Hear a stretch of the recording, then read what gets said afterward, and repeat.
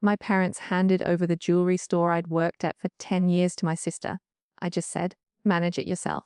Now they're ringing in a panic. The transfer papers weren't hidden, just misplaced. Nestled amongst dusty, obsolete leases and forgotten vendor contracts in Richard's office file cabinet, they were a cold, hard slap across the face, obliterating 10 years of my life in an instant. My grandfather's 1975 company, the very shop where I'd poured every waking hour for a decade, was now formally handed to my younger sister, Sophie.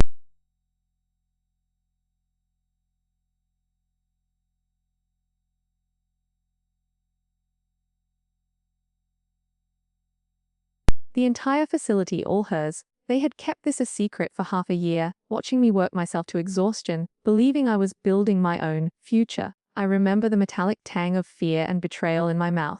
I carefully placed the papers back, my movements stiff and unnatural, then walked back out onto the sales floor. Richard was hunched over the repair counter, his eye glued to an antique Cartier watch under his lope. Helen, ever the charmer, assisted a customer in selecting an engagement ring. And Sophie, right there by the window, idly scrolling through her phone, as if nothing in the world mattered beyond her next social media post. Not one of them looked up. Here's the thing, this business had been my entire universe since I tossed my high school cap in the air. While my friends chased dorm rooms and lecture halls, I stayed, determined to learn the trade from the ground up. Gemology, metalwork, customer service, accounting, inventory management, I absorbed every scrap of knowledge Richard offered, devoured every detail. I even earned my GEA graduate certification, cramming after 10-hour shifts at the shop, fueled by lukewarm coffee and the belief I was earning my place. I nurtured relationships with suppliers, traveled to trade shows, and expanded our custom design services, all while thinking this was for us. Sophie, on the other hand, she embraced college life at UCLA, marketing degree in hand, summers spent jet-setting across Europe, sorority shenanigans filling her days. She'd breeze into the shop maybe twice a month, usually when her bank account was looking a little thin. She couldn't tell the difference between a round brilliant and a princess-cut diamond if her life depended on it. I even remember a cringe-worthy moment when she asked a customer if sapphires came from mines or trees. Yet here she was, the sole proprietor of Cotter Family Fine Jewelers. That Tuesday afternoon, the rest of the day simply happened to me. I helped Mrs. Allen pick out pearls for her granddaughter, sized Mr. Bennett's wedding band, processed online orders, updated social media. I'd done these tasks 1,000 times, but now every familiar action felt hollow, disconnected. What I found next changed everything. That evening, alone in my cramped studio apartment, the stale air thick with the smell of my own forgotten dreams, I finally allowed myself to reflect. For the first time in years, I truly looked at my life. My apartment was barely big enough to turn around in, my car a 15-year-old relic with a perpetually broken AC, my savings account, a pitiful $400. I hadn't taken a vacation since high school. I worked 70 hours a week, weekends included, all without a proper salary. The agreement, the unspoken pact, had always been that I was earning equity, building my inheritance. Richard's words echoed in my mind. You're investing in your future, Chloe. The shop will be yours. He'd assured me I would earn my legacy through hard work and dedication. And I, like a fool, had believed him. I'd sacrificed my 20s, my social life, relationships, other opportunities, all for this promise. Psychological anchor 1 teen, the prolonged deceit experienced by Chloe, where she was led to believe her hard work would lead to ownership, is a classic example of manipulative behavior often seen in co-dependent family structures.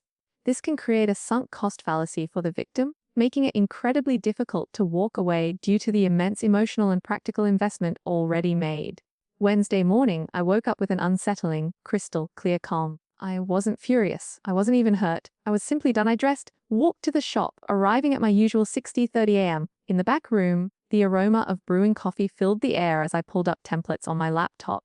By the time Helen and Richard arrived at ATODE, I had a meticulously crafted resignation letter and a comprehensive handover document ready. Good morning, sweetie, Helen chirped, hanging up her coat. Did you remember to call about the showcase lighting? We need to talk. All of us, including Sophie. Richard frowned. Sophie doesn't come in on Wednesday, you know this. Call her. This is of direct significance to her. Something in my tone, a steeliness they hadn't heard before, made them both pause.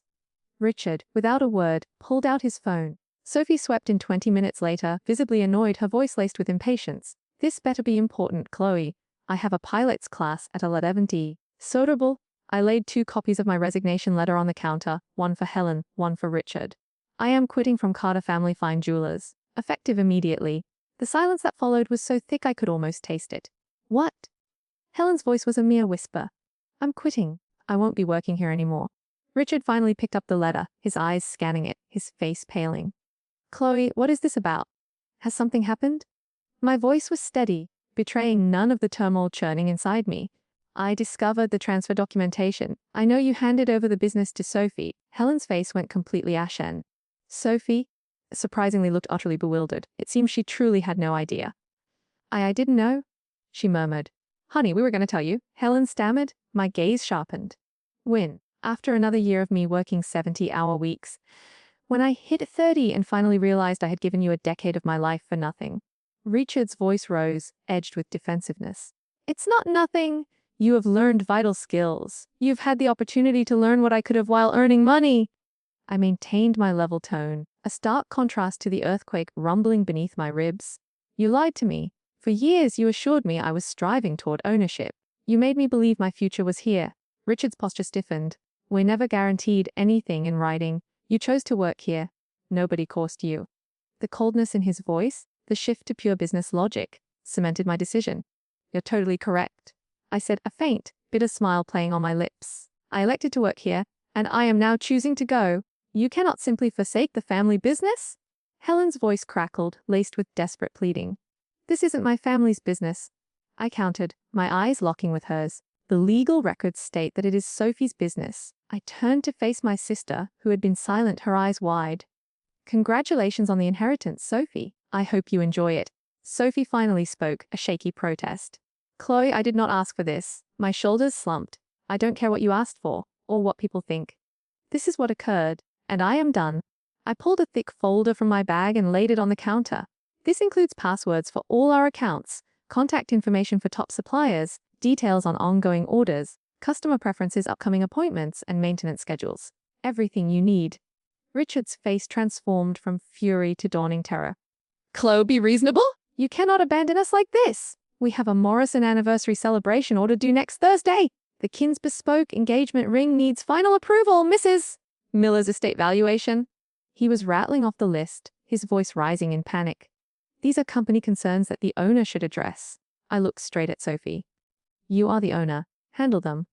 Sophie's voice was small, almost a whisper. I don't know how to do any of that.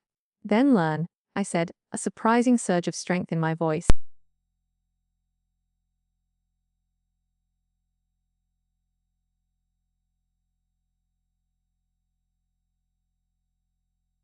Every tool, every display, every design sketch, it all belonged to the shop. I walked through the store one last time, past the display cases I'd painstakingly arranged, the repair bench where I'd spent countless hours, the design table where I'd sketched unique pieces for clients. Each step felt like shedding a heavy skin. Please, Chloe, Helen called after me, her voice desperate. We can debate this. We can figure something out. I paused at the doorway, my hand on the cool metal frame. There is nothing to discuss. You made your decision, and I'm making mine. The first few days felt profoundly, strangely quiet. I slept past 6:00 a.m. for the first time in years. I went to the grocery store on a weekday morning and was amazed by the emptiness, the lack of crowds. I read an entire book in one afternoon. I even lost track of the days because, for the first time in forever, it simply didn't matter. My phone, however, wouldn't stop ringing. Helen called every few hours, leaving voicemails that swung wildly between guilt trips and frantic bargaining. At least come in part-time? What about just doing the repair work? Think of our customers! I didn't respond. Sophie texted daily, mostly anxious questions. How do I use the inventory system? What exactly does rhodium plating mean? I'm at a loss when a customer asks about clarity grades. No reply. Richard, though, didn't call at all, which told me everything I needed to know about his pride. Psychological anchor tween Richard's statement, you cannot simply forsake the family business, exemplifies how family businesses can often blur the lines between personal and professional relationships, leading to emotional blackmail. This can create intense pressure on adult children to prioritize familial obligation over personal well-being or fair compensation, leveraging guilt as a tool for control. On day 5, the quiet energy inside me shifted. I started job hunting. I updated my resume, meticulously detailing my GIA qualification, my metalworking skills, my customer service expertise. Within 2 days, I had 3 interviews lined up with competitive jewelry businesses in the region. Each one seemed genuinely astonished that I was even available. "We heard you were going to take over your family's firm," the manager of Prestige Gems remarked during my interview. "Plans have altered," I said simply, allowing myself a small, internal smirk. By the end of the week, I had 2 job offers. Both offered actual salaries, paychecks with benefits, and paid time off. The very concept felt alien, almost fantastical. One was with a high-end shop in Beverly Hills. The other was with a jewelry designer specializing in bespoke engagement rings, who needed someone to help manage her rapidly expanding business. I was leaning towards the designer role when my phone buzzed. It was Thursday evening, 6 days after I had walked out. Richard's name flashed on the screen, and I almost didn't answer, but curiosity, that potent human weakness, got the better of me. "Chloe." His voice sounded strained, brittle. "We need to discuss." "Do it," I asked, my voice calm, steady. "The Silverman account. They are threatening to leave. David and Laura Green have shopped at Carter for 37 years. They've purchased engagement rings, anniversary presents, family heirlooms. Ruth visits us quarterly for cleaning and inspection. David buys her a new piece for every birthday and Christmas. They spend around $45,000 with us each year, making them one of our top 5 clients." He was speaking in a rush, his fear palpable. "Why are they leaving?" I inquired, even though a chilling certainty was already forming in my gut. Roth came in yesterday for her quarterly cleaning appointment. Sophie was unaware of the required procedures. She tossed Ruth's classic Tiffany jewelry in the ultrasonic cleaner without examining it first. The artwork contains fine filigree work that was destroyed. I closed my eyes, a sharp pang of anger piercing through my composure. The ultrasonic cleaner was incredibly powerful, capable of damaging certain types of jewelry. That was something I learned during my first month on the job. It was fundamental. Sophie attempted to explain. Richard continued, "But she made everything worse. She volunteered to fix it, but then revealed she has no experience working on old pieces. Ruth inquired where you were, and Sophie said, 'You didn't work here anymore. Ruth wants to deal with you personally, or they'll take their business elsewhere.'" "I see." The word was barely a breath. "Chloe, this is serious. If we lose the Greenmans, others may follow. You are aware of the modest size of the jewelry community here. Word spreads." "It does," I confirmed, the silence stretching between us, heavy and pregnant. I could almost hear him breathing. Envision him in his office, likely seated at the very desk where I had discovered the transfer documents. "What do you want me to do, Richard? Come back? Talk with Ruth? Repair the bracelet? Smooth things out, Chloe?" He pleaded. "You handed over the business to Sophie. This is her problem to tackle. She can't handle it. You know she can't. Then, maybe you should have considered that before giving her the business." I countered, my voice laced with a decade of unspoken resentment. There was a pause, a stunned silence on his end. "What did you think? That I would always labor for free? That I would be grateful to serve my younger sister for the rest of my life?" His voice was thick with what sounded like genuine confusion. "We believed you'd understand. Sophie requires security. She lacks your abilities and work ethic. The business will provide her with stability." Something about that phrase made a harsh, unpleasant sound escape my throat, a laugh devoid of humor. "So, because she is less capable, she is entitled to inherit everything? That is your logic?" "That's not what I intended." "Richard, let me explain something to you." I cut him off, my voice gaining strength. "I spent 10 years understanding this business. I gave up my youth, my education, my social life. I did it because you had promised me a future. You lied, and now that your deception is coming back to bite you, you expect me to bail you out. This isn't only about you. This is about the family's legacy. This firm was created by your grandpa. Don't you care about that? Nobody cared more about it than I did. But grandpa is no longer alive.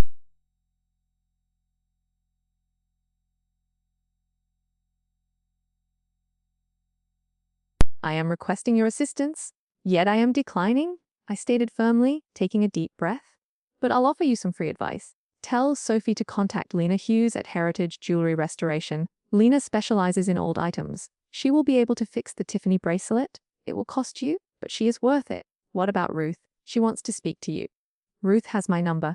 If she contacts me directly, I'll speak with her, but I won't go inside that business to solve your concerns." "This is petty, Chloe. This is not like you." "You're correct," I said, a strange sense of power surging through me. "The old Chloe would have run as soon as you called. The old Chloe would have corrected everything, asked for nothing, and continued to labor for free. However, that Chloe does not exist anymore. You murdered her when you went forward with the transfer paperwork." I heard him inhale sharply.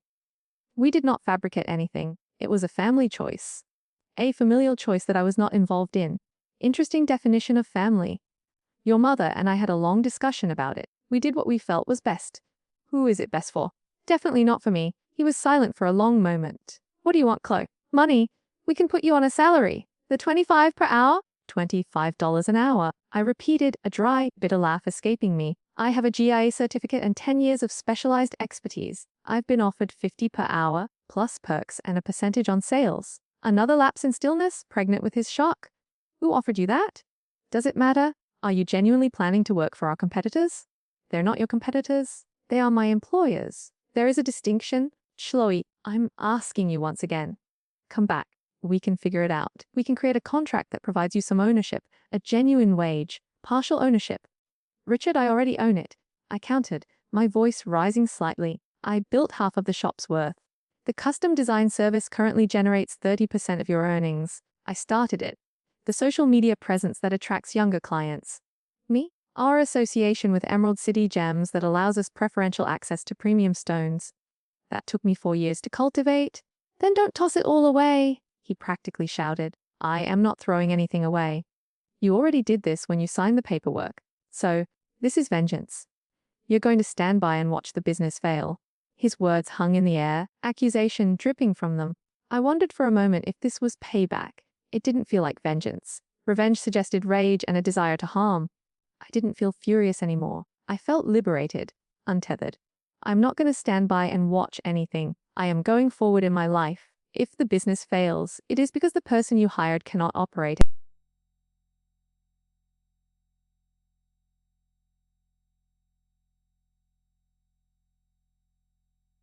I sat in the solitude of my apartment, phone still in hand, and felt only a profound comfort. Ruth Greenman called me that evening. We chatted for 20 minutes. I apologized for the incident, explained that I no longer worked at Carter's, and provided her with Lena Hughes' contact information. I also mentioned that Gemstone Studios in Pasadena had an excellent reputation.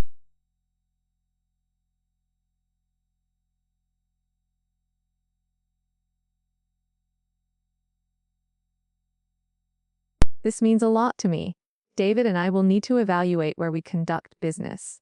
Carter is not the same without you. After we hung up, I felt a fleeting tinge of shame, a residual pull of loyalty. But when I recalled the cold, hard reality of the transfer documentation, the guilt vanished. I'd given that company everything. They had offered me nothing in return. The weekend passed in a blur of peaceful unfamiliarity. I accepted the position with Isabel Hayes, a bespoke engagement ring designer whose work had graced the pages of Vogue and whose designs commanded a 6-month waiting list. My starting date was planned for the following Monday. The annual compensation was $90 and plus commission on any designs I contributed to. It included health insurance, 2 weeks vacation, and a 4-to-1K match. 10 years I'd worked for free. Now I was earning $90,000. The week before I started my new work felt like a dream. For the first time since high school, I had real free time, with no guilt attached. I attended a yoga lesson on Tuesday morning. On Wednesday, I caught up with my old friend Lily for lunch. Someone I hadn't seen in over a year because always too busy at the shop. She barely recognized me at first. "Oh my God, Chloe!" she'd exclaimed, her eyes wide. "You look different, more comfortable, or something." We caught up over sushi and I told her everything. She listened, her indignation growing with each detail, her California roll forgotten on her plate. "Are you kidding me? They just handed Sophie everything after you had effectively run the company." "Apparently," I said with a shrug. "I was too competent to require an inheritance." Lily shook her head, disbelieving. "That's the most bizarre logic I've ever heard. So, they penalized you for doing well at your job." "Something like that."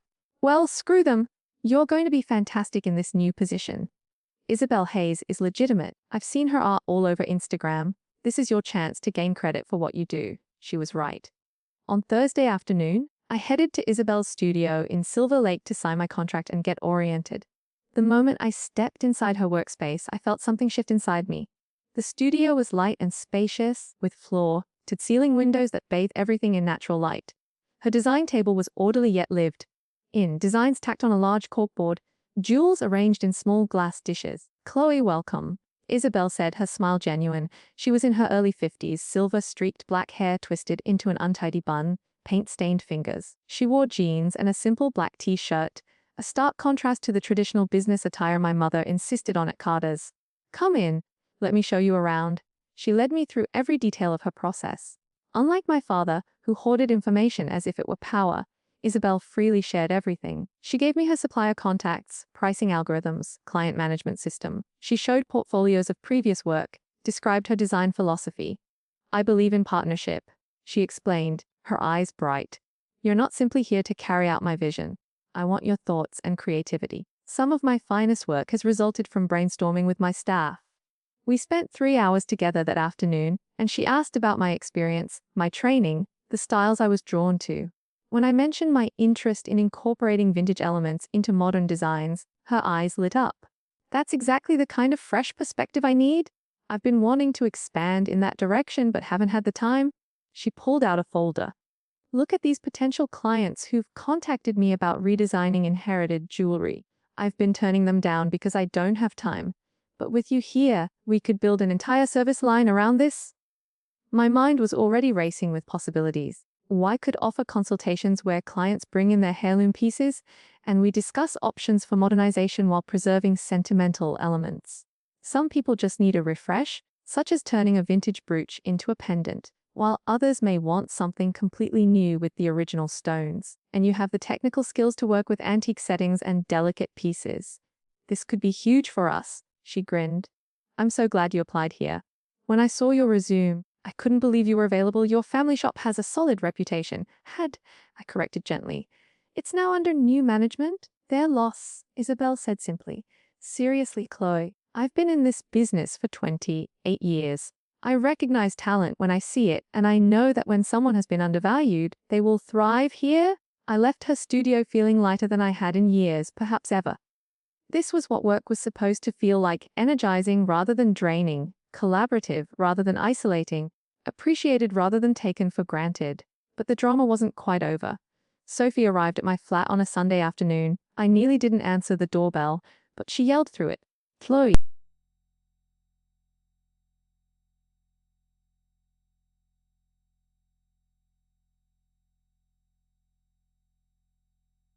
"Can I come in?" I stood aside. She walked in and immediately started crying. "I can't do this," she sobbed, burying her face in her hands. "I don't know what I'm doing. Every day is a disaster. Mr. Allen came in yesterday about his wife's ring repair, and I didn't know what he was talking about. I couldn't find the paperwork, so he got angry and left. Mrs. Miller called about her estate appraisal appointment, and I didn't know what information I was supposed to gather." Sophie continued, her voice breaking. "Why did they do this?" "I never wanted the shop. I don't know anything about jewelry. I can't tell good stones from mediocre ones. I don't understand half of the terminology. A customer asked me about conflict-free diamonds yesterday, and I had no idea what she meant." "Did you ask Helen and Richard why they transferred it to you?" She nodded, wiping her eyes with the back of her hand. "They said you were strong enough to make your own way.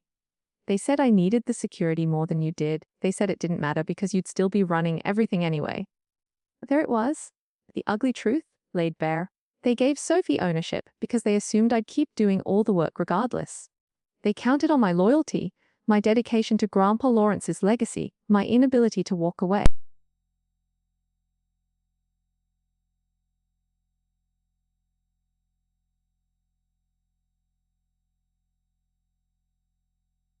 The clarity of my decision unwavering. "You came here because the firm is failing, not because you feel awful about what occurred. If everything was going well, would you be here asking to share ownership?" She didn't respond, which was all the answer I needed. "Here's what's going to happen," I said, listing her options, the power imbalance completely reversed. "You have 3 options. First, you can continue to manage the shop yourself, learn on the job, make errors, and lose clients. You might be able to figure it out eventually. Second, you may engage a professional jeweler to handle everything. It will reduce your profits, but the firm may survive. Third, you can sell the firm while it is still valuable." "I cannot sell it. It has been in our family for generations." "Then select option 1 or 2. What about option 4, where your returns pleaded?" "That does not exist." She gazed at me, her eyes red-rimmed. "Do you truly hate us now?" "I do not detest you. I'm done being taken advantage of." "I did not take advantage of you," she protested. "Perhaps not purposefully, but you profited from it. You attended college while I worked. You traveled while I was locked in the store. You developed a social life, but I built someone else's business. And now you own the firm while I possess nothing." Her voice was barely audible. "That is not my fault." "It isn't. But it's also not mine to repair." Sophie departed shortly after that, still in tears. I felt a pang of something akin to pity for her. She'd been caught in the thick of our parents' bad planning. But my pity only went so far. She could have declined the transfer. She could have requested that I be included. She had also made her own decisions. Psychological anchor 3. Sophie's confession that her parents believed Chloe was strong enough to make her own way, while Sophie needed the security, reveals a destructive pattern of parental favoritism and enabling. Such dynamics often stem from a parent's own anxieties or biases, leading them to disproportionately support one child while inadvertently exploiting another's competence and dedication. Monday morning, I started my new work. Isabel Hayes's studio was nothing like Carter's modern, inventive, and focused entirely on artistic vision rather than just sales numbers.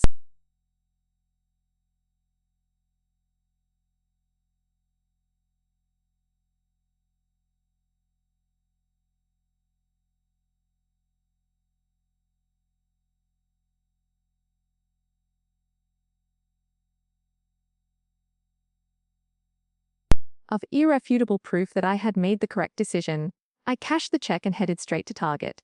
For years, I'd put off updating essential items because I was constantly broke.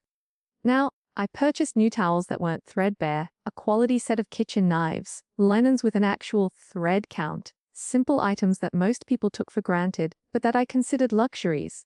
That weekend, I began thinking seriously about my future in a manner I had never done before. With genuine income, I could plan, save, invest, and create something for myself. I started a Roth IRA and looked into continuing education classes. I created a Pinterest board for my ideal studio space. Something that had appeared excessive and unachievable only a few weeks ago now seemed eminently doable someday. My second week at Isabel's, I met my first customer. Olivia Carter requested a handmade engagement ring for her girlfriend's proposal. Isabel attended the consultation, but I took the lead. "Tell me about her," I said. "What are her favorite things? What is her style?" Olivia's expression relaxed. She is a marine scientist who is completely infatuated with the water. She wears a lot of silver and turquoise. However, I'd want something more beautiful for the engagement ring, something that reflects her hobbies, while being polished enough for everyday wear. My thoughts immediately began to work, a familiar thrill igniting. How about an aquamarine center stone? It is the hue of tropical seas, a clear blue, green. We could set it in platinum with a wave patterned band, subtle enough to timeless yet important to her, particularly. Olivia's eyes widened. "That is perfect!" That was exactly what I couldn't say, but knew I needed. We spent an hour together.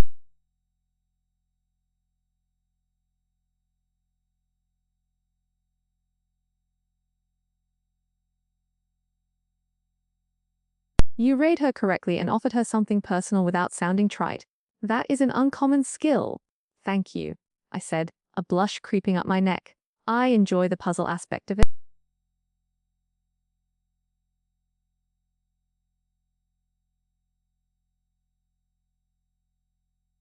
Clients may request to work with you specifically, my name, on a professional website, as a designer, not as the owner's daughter or the girl who works at Carter's. Chloe Carter, jewelry designer. The calls from my parents persisted, though less frequently. Richard attempted fury. "You are ruining your family for pride." Helen attempted guilt. "Your grandfather would be very disappointed." Neither approach worked. 3 weeks after my departure, I learned via a mutual acquaintance that Carter Family Fine Jewelers had lost 4 major customers: the Greenmans, the Kens, the Millers, and the Bronson family.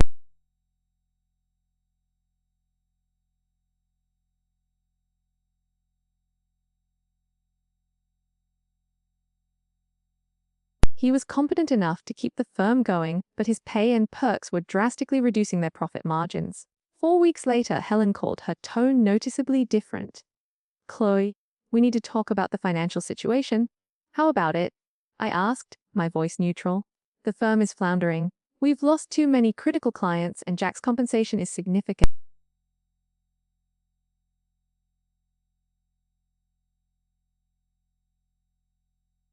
We might offer you a share in return for funds if you agree to consult on critical issues." I nearly laughed. "You want me to pay money to own a portion of the business I built?" "That is the only way to express it, Helen. The answer is no. We are family, Chloe." Families do not lie to each other for years. Family does not steal a person's future. We did not steal anything. We made a business decision, and I'm making one as well.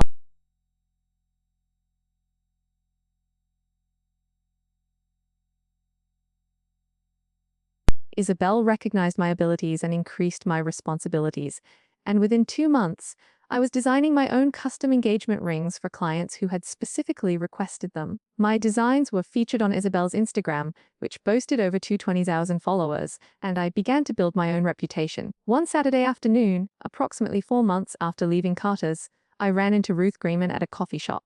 "Chloe," she smiled brightly. "How wonderful to see you. I've been following your work with Isabel Hayes. Absolutely stunning designs." "Thank you, Mrs. Greenman. That means a lot.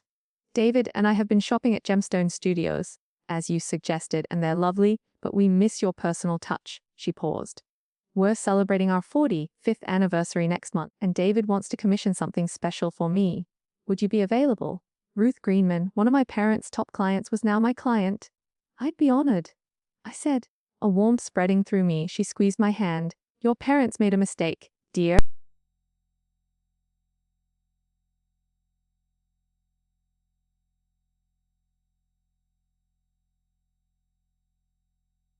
Carefully preserving the vintage stones while creating something entirely new. The final piece was stunning, elegant, and timeless, with delicate metalwork that perfectly showcased the sapphires. Ruth cried when I presented it to her. David wrote me a check for 20,000, which included a generous tip. They also wrote a glowing review, which Isabel posted on her website. Sophie called me 6 months after I left Carter's. Not a text, not a message through Helen, a direct call. "Chloe, I need to tell you something." "Okay, I'm selling the business." I felt a jolt of surprise. "What? I can't do this anymore. Even with Jack managing everything, I'm miserable. I dread going in every day. It's not my passion, and I'm tired of pretending it is." She breathed a shaky exhale. "Helen and Richard are furious. Richard isn't speaking to me. Helen keeps crying about Grandpa Lawrence's legacy." She laughed bitterly.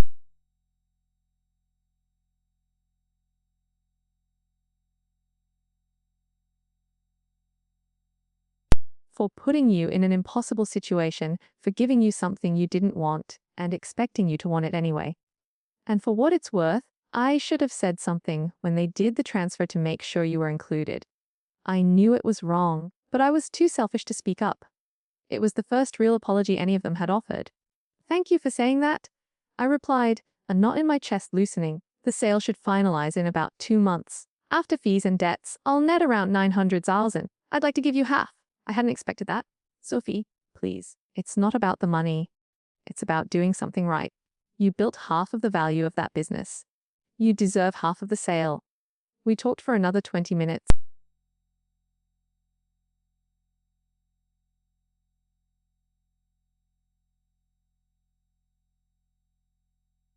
When the check arrived 8 weeks later, I stared at it for a long time. 450,000. Helen and Richard sent me one final message, a joint email, the day after the business sale was completed. "We raised you better than this, Chloe." It read, "And we hope you're happy now that you've destroyed your grandfather's legacy."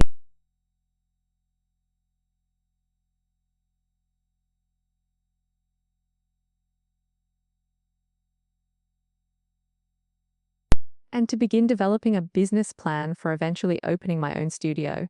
A year after I'd walked out of Carter Family Fine Jewelers, I was thriving.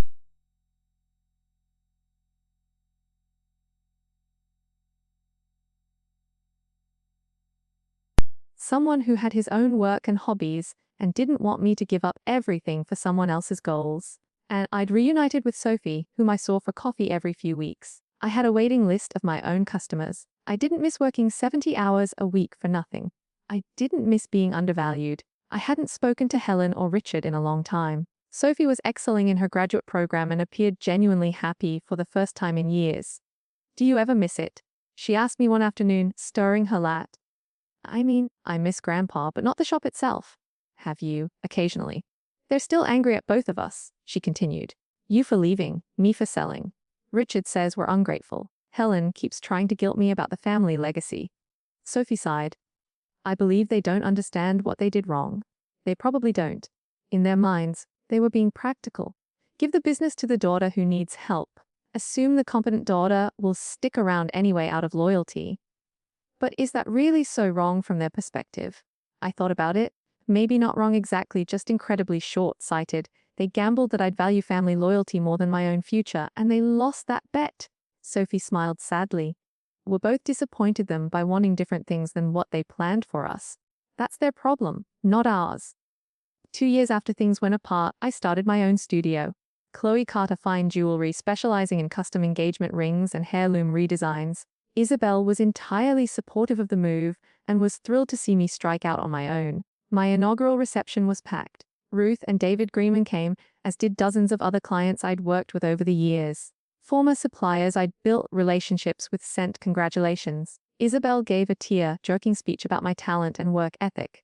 Sophie also came, bringing her girlfriend Emily and a bottle of expensive champagne. Congratulations. See, Richard called me 3 years after I discovered those transfer documents. My studio was a beautiful space in a good neighborhood, filled with my own designs and vision, with no lies or broken promises. Just me building something truly mine. My parents didn't attend the opening because I hadn't invited them. It was the first time we'd spoken since that conversation about the Greenman account. Chloe. His voice was hesitant. Richard. I saw an article about your studio in Los Angeles magazine. Your work is very impressive. Thank you. And I wanted to apologize. Your mother and I handled things badly, making assumptions about what you wanted and what you'd accept. And we were wrong. I waited. My breath held. We thought we were doing what was best for the family. We thought giving Sophie the security of the business made sense because you were always so capable. We didn't realize we were taking advantage of you. No, you didn't. Can we try to rebuild our relationship? Not the business relationship, the family one. He cleared his throat, a nervous sound. I looked around my studio at the designs I'd created, the life I'd built, the future I'd claimed for myself, everything I'd accomplished in the 3 years since leaving Carter Family Fine Jewelers.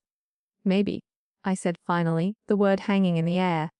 But it's going to take time, and it starts with you understanding that what you did wasn't just bad business. It was betrayal. Do you? Because you're apologizing after I've become successful. Would you be calling if my studio had failed? If I'd ended up broke and struggling? He didn't answer right away. I'd like to think I would have, but honestly, I don't know. At least that was honest. We talked for a few more minutes. He told me about retirement and how strange it felt not to have the shop anymore. Helen was volunteering at a local museum. They'd downsized to a smaller house, and life had moved on without me. Before we hung up, he remarked, "Your grandfather would have been proud of you, Chloe." Those remarks meant more than they probably should have, because I'd spent so much time working for Grandpa Lawrence's legacy, trying to respect his memory by protecting what he'd established. It required a lot of guts to start your own firm from scratch. After we hung up, I sat in my studio as evening light filtered through the windows. My phone showed a dozen messages. Clients confirming appointments, a supplier sending updated inventory lists, Isabel checking in on a collaborative piece we were working on. I thought about the old Chloe. That version of me had believed her worth was tied to a business she could never truly own, to family approval she'd never actually receive. But this version of me knew better. I'd learned that walking away isn't giving up. It's sometimes the bravest thing you can do, and that family loyalty shouldn't necessitate self-destructive behavior. I'd learned that people who truly value you won't wait until you're successful to apologize for how they treated you when you weren't. Most importantly, I'd learned that building something of your own, even if it means starting from scratch, is worth more than inheriting something that was never really yours to begin with. The air can handle it. I'd told my father that day he called in a panic, and I'd meant it, because I'd become my own heir. After hearing all of this, what do you think is the true cost of family loyalty when it's demanded but not reciprocated? This narrative powerfully illustrates several psychological and social dynamics relevant to family, work, and personal agency. The story begins by showcasing a classic case of manipulative behavior within co-dependent family structures, where promises of future ownership were used to exploit Chloe's dedication. This created a profound sunk cost fallacy, making it incredibly difficult for her to abandon years of investment, both emotional and practical. Later, we observe how family businesses often blur the lines between personal and professional relationships, leading to instances of emotional blackmail. Richard's plea, "You cannot simply forsake the family business," highlights the pervasive use of guilt and obligation to control adult children, urging them to prioritize familial demands over their own well-being or fair compensation.